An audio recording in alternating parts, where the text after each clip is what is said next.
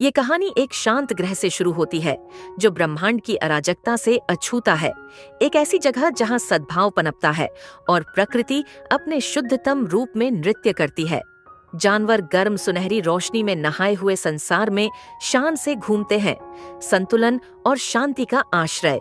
5 साल से कम उम्र का एक छोटा लड़का एक चमकते हुए पोर्टल के किनारे खड़ा है। जब वह पीछे देखता है तो उसकी मासूम आंखों में आंसू चमकते हैं। जहां एक प्यार करने वाला पशु परिवार उसे गर्व और दिल टूटने के साथ देखता है। वे जानते हैं कि यह उसका क्षण है। कांपते हाथों से लड़का अपने आंसू पोंछता है। वह पोर्टल की ओर मुड़ता है। उसकी आंखों में डर और संकल्प का मिश्रण भरा होता है। वह आगे बढ़ता है। प्रकाश उसे घेर लेता है, उज्ज्वल और सर्वव्यापी, अंधेरे में फीका पड़ने से पहले। अब दृश्य बदल जाता है। लड़का धरती पर पहुंचता है। एक धूल भरी देहाती सड़क, शोर और अव्यवस्था से घिरा हुआ, भौंकते कुत्ते, कारों का हॉर्न, उसके लिए अजनबी आवाजों का कोलाहल। यह एक ऐसी दुनिया है जहां जीवित रहने का मतलब पैसा है, शांति नहीं। फिर भी अराजकता के बीच लड़के का आश्चर्य अडिग रहता है। वह एक घर के पास एक फेंका हुआ खिलौना देखता है और उसे उठा लेता है। उसकी आंखें चमक रही होती हैं। वह अंदर भागता है। उसकी हंसी जगह को क्षणिक खुशी से भर देती है। लेकिन घर के अंदर जीवन सामंजस्यपूर्ण नहीं है। उसका परिवार अपनी अपनी दुनिया में खोया हुआ है।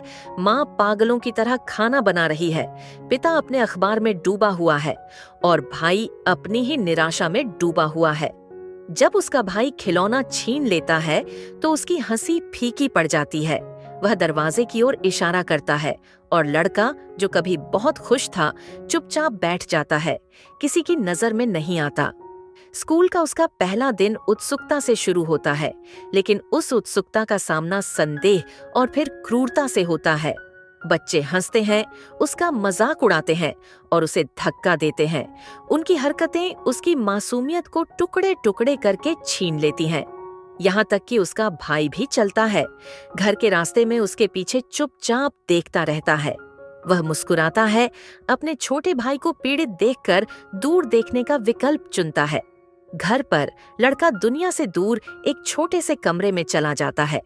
रंगीन दीवारें मंद होती दिखती हैं, जो उसकी निराशा को दर्शाती हैं। उसके आंसू चुपचाप बहने लगते हैं जब वह अपने दूर के घर की तस्वीर को देखता है, एक ऐसा ग्रह जिसका वह केवल सपना देख सकता है। उसका भाई कठोर शब्दों में चिल्लाते हुए आता है। लड़का शारीरिक और भावनात्मक दोनों रूप से गिर जाता है। अब सभी रंगों से रहित एक कमरे में छोड़ दिया गया। स्कूल में वापस क्रूरता के एक और कृत्य को सहन करने के बाद क्रोध उसके अंदर उबलने लगता है। वह अपनी मुट्ठी मेज पर पटक देता है, जिससे हर कोई चौंक जाता है, लेकिन उसके विरोध की सजा मिलती है। शिक्षक उसे लिखने के लिए कागज थमाते हैं, जबकि बच्चों की हंसी तेज होती जाती है। प्रत्येक बीतते दिन के साथ उसकी आंखों की रोशनी और फीकी पड़ती जाती है।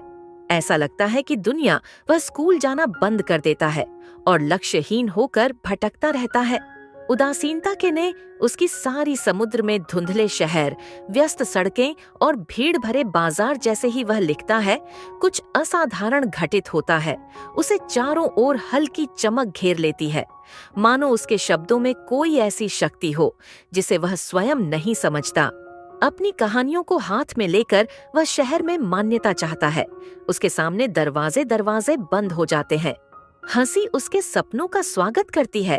भीड़ भरी सड़क पर अकेला वह अनजान खड़ा रहता है, भीड़ के बीच एक छाया की तरह। नाव पर वापस आकर आशा की एक चिंगारी फिर से जल उठती है। नदी के